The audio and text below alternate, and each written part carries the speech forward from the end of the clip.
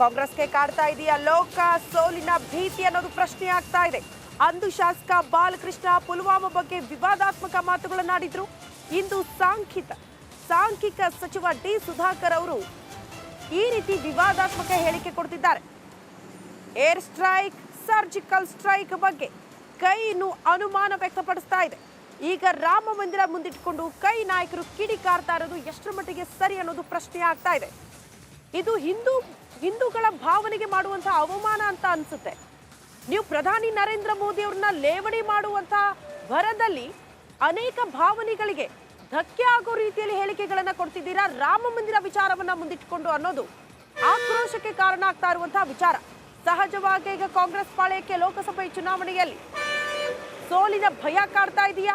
ಆ ಕಾರಣಕ್ಕೆ ಈ ರೀತಿಯ ವಿಚಾರಗಳನ್ನ ಪ್ರಸ್ತಾಪ ಮಾಡ್ತಾ ಲೇವಡಿ ಮಾಡ್ತಿದ್ದಾರಾ ಅನ್ನೋದು ಪ್ರಶ್ನೆ ಆಗ್ತಾ ಇದೆ.